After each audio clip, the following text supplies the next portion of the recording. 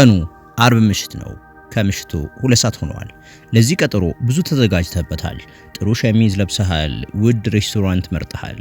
ምሽቱ ፍጹም እንደሚሆን እርግጠኛ ነበርክ። ጨዋታው በደንብ ነበር የተጀመረው። ሳቅ፣ ጨዋታ፣ መግባባት፣ ሁሉም ነገር አልጋ ባልጋ ነበር። ግን ድንገት አየሩ ተቀየረ። ያለምንም ማስጠንቀቂያ ፊቷ ደመና ሆነ። የቀድሞ ፈገግታዋ ጠፋ። ስታወራት አትሰማህም ወይም ደግሞ ስልኳ ላይ ተፈጣለች። የነገረችህ ነገር አንጀትህን በላው። ቆይ ግን አንተ ከመቼ ወዲህ ነው እንደዚህ የሆንከው አለችህ። ንግግሯ ውስጥ ስላቅ አለ፣ ንቀት አለ። በዚህ ሰዓት ሆድ ሲባባ ልብ ሲመታ ይሰማሃል። ጭንቅላቱ ውስጥ ምን አጠፋሁ የሚል ደወል ይጮሃል። ወዲያውኑ ራስን ለማስረዳት ትሞክራለህ። ይቅርታ ለመጠየቅ ትጣደፋለህ። አይ እንደዛ ማለት እኮ አይደለም እያልክ ትንተባተባለህ። ወዳጄ እዚህ ጋር ቆም። ልክ በዚች ቅጽበት ሳታውቀው ወደ ወጥመዱ ገብተሃል። ጌሙን ተሸንፈሃል። ያ ምሽት የተበላሸው እሷ መጥፎ ስለሆነች አይደለም። የተበላሸው አንተ አንድ መሰረታዊ የሆነ የስነ ልቦና ህግ ስላልገባ ነው። በዚህች ቅጽበት እየሆነ ያለው ነገር ጠብ አይደለም። እየሆነ ያለው ነገር ምዘና ነው። ባዮሎጂያዊ የወንድነት ፈተና። እሷ ይህንን የምታደርገው አውቃ ላይሆን ይችላል፣ ተፈጥሮ ፕሮግራም ስላደረጋት እንጂ። ከጥንት ጀምሮ ሴቶች ለደህንነታቸው ሲሉ የወንዱን ጥንካሬ ይፈትኑት ነበር። ዛሬ የምነግርህ ነገር ያንን የተበላሸ ምሽት ወደ አሸናፊነት እንዴት እንደምትቀይረው ነው። ይህንን ቪዲዮ እስከ መጨረሻው ካየህ በሚቀጥለው ጊዜ እንዲህ አይነት ሁኔታ ሲገጥምህ ከመደንገጥ ይልቅ ፈገግ ትላለህ። ምክንያቱም ሚስጥሩን ታውቃለህና። ወደ ዋናው ጉዳይ እንግባ። ብዙ ወንዶች ሴቶች ለምን ድራማ ይወዳሉ ብለው ይጠይቃሉ። መልሱ ሳይንሳዊ ነው። ሴቶች ድራማ የሚወዱት ድራማው ያንተን ማንነት የሚያወጣው ብቸኛ መንገድ ስለሆነ ነው። አንድ ወንድ በተረጋጋ ጊዜ ሁሌም ጀግና ነው።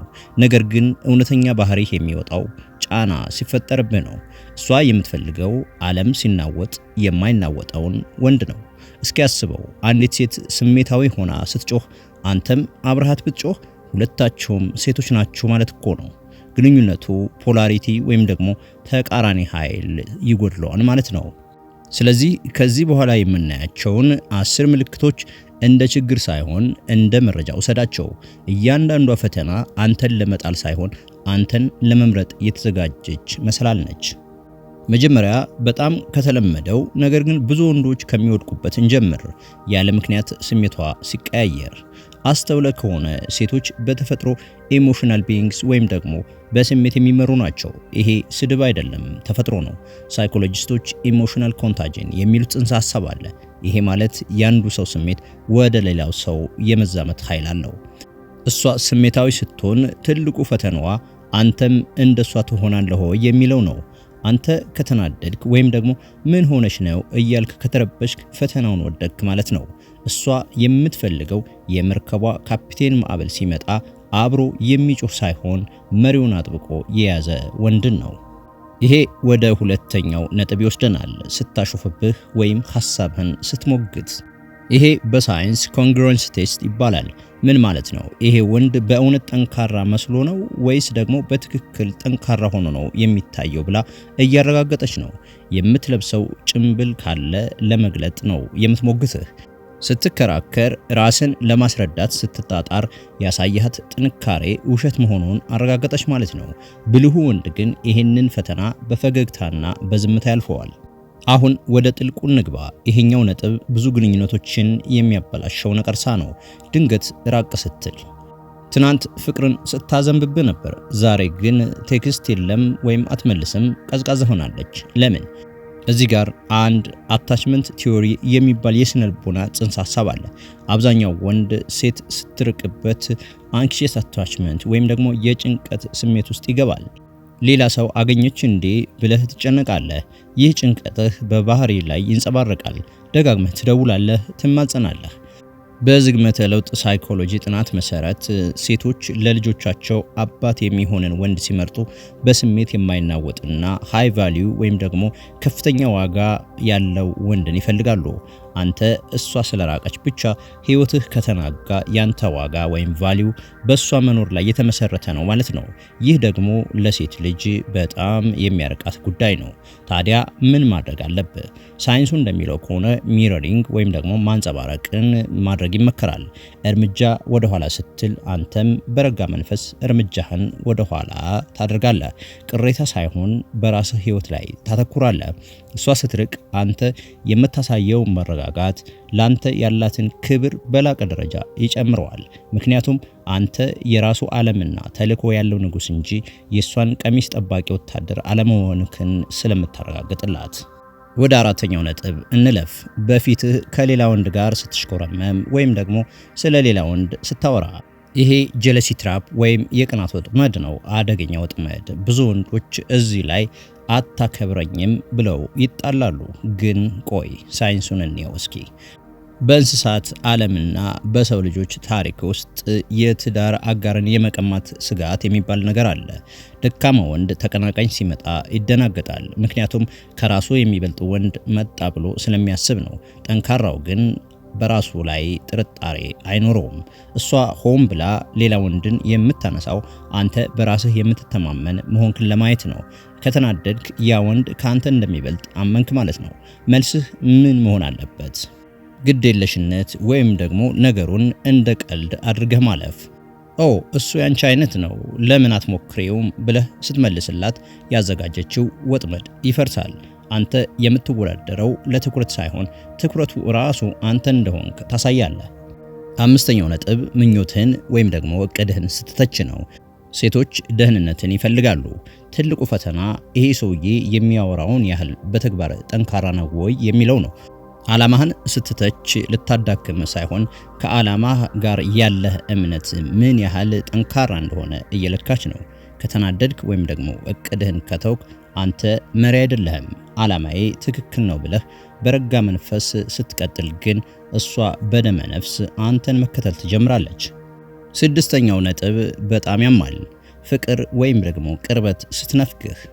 ይሄ ለብዙ ወንዶች እንደ ቅጣት ይታያል። ነገር ግን በጥልቅ ስታየው ይሄ ያንተን ጥልቅ ፈላጊነት መለኪያ ነው። ሴት ልጅ አንተን የምትፈልገው አንተ እሷን ከምትፈልገው በላይ ከሆነ ተፈጥሯዊ የወንድና የሴት ሚዛን ይበላሻል።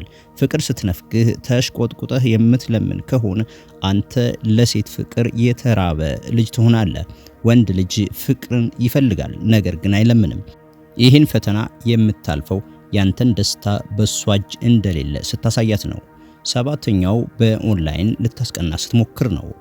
በዘመናችን ይህ በጣም የተለመደ ነው።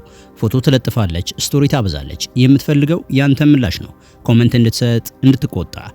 እዚህ ጋር ግን አንድ ህግ አለ፣ ዝምታ። ምንም አትበል፣ ዝምታ ያስፈራታል። ዝምታህ ይሄ ነገር ለኔ ደረጃ አይመጥንም የሚል መልእክት ያስተላልፋል። በሶሻል ሚዲያ ዓለም ትኩረት ገንዘብ ነው። ትኩረትን ስትነፍጋት ዋጋዋን እንዲጨምር ጠንክራ እንድትሰራ ታደርጋታለህ። ይህንን በጥንቃቄ ስማ። ስምንተኛው ነጥብ በሰው ፊት ስትንቅህ ነው። ይሄ ከሁሉም የከፋው ፈተና ነው። በስነ ልቦና ሶሻል ዶሚናንስ የሚባል ነገር አለ። አንዲት ሴት መሪዋን ታከብራለች፣ ነገር ግን በሰው ፊት ስትንቅህ ያንተን የመሪነት ቦታ እየሞገተች ነው። ብዙ ወንዶች እዚህ ጋር ይሳሳታሉ። ወይ ዝም ብለው ይወጣሉ፣ ይህ ድክመት ነው። ወይም ደግሞ ዝም ብለው ይጮሃሉ፣ ይሳደባሉ። ይሄ ደግሞ ስሜታዊ አለመረጋጋት ነው። ታዲያ ትክክለኛው የወንድ ምላሽ ምንድነው ካልክ፣ አይኗን በትኩረት አይተህ በረጋ ግን ወፍራም በሆነ ድምጽ እንዲህ እንድታናግርኝ አልፈቅድልሽም በላት። ድንበርህን አስከብር። ሰዎች ባሉበት ድንበርህን ሳትፈራ ነገር ግን ሳትጮህ ማስከበር መቻለህ የጎሳ መሪ አይነት ኃይል ይሰጣል። ይሄ እሷን ብቻ ሳይሆን እዛ አካባቢ ያለውን ሰው ሁሉ ላንተ ያለውን ክብር ይጨምረዋል። ዘጠነኛው ትዕግስትህን መፈተን ነው። ዘግይቶ መምጣት፣ ስልክ አለማንሳት። ይሄ ሁሉ ፈጣን ምላሽ ሰጪ መሆንክን የማያ መንገድ ነው። ንጉስ አይጣደፍም። ንጉስ በራሱ ጊዜ ይንቀሳቀሳል። ስትዘገይ አትናደድ። ያንን ጊዜ ለራስህ እድገት ተጠቀምበት። ስትመጣ የት ነበርሽ ብለህ ተጠይቅ። ተዝናንተህ ጠብቃት። ያንተ አለመጣደፍ ለሷ መረጋጋትን ይሰጣታል። አስረኛውና የመጨረሻው ተቀይረሃል ስትል ነው። ብዙ ወንዶች ይህንን ሲሰሙ ይቅርታ ይጠይቃሉ። አይ አልተቀየርኩም ውዴ ይላሉ። ይህ ስህተት ነው። እውነተኛ ወንድ ዘወትር ያድጋል። እድገት ደግሞ ለውጥ ነው። ተቀይረሃል ስትልህ አዎ እያደግኩ ነው ብለህ በኩራት ተቀበል።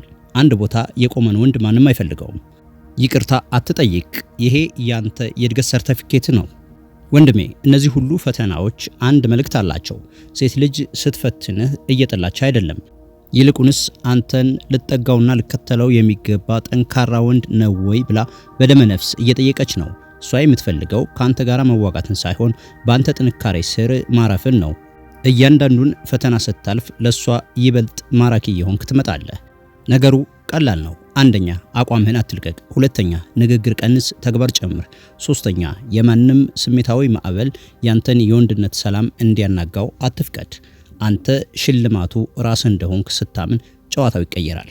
የዛሬው ቪዲዮ ይህን ይመስል ነበር። ይህ ቪዲዮ ጠቃሚ ሆኖ ካገኘኸውና ራስን ወደ ላቀ ደረጃ ማሸጋገር ከፈለግ ላይክ በማድረግ ለሌሎችም እንዲደርስ አድርግ። ሰብስክራይብ ማድረግህን እንዳትረሳ። በቀጣይ ቪዲዮ እስከምንገናኝ ድረስ ሰላም።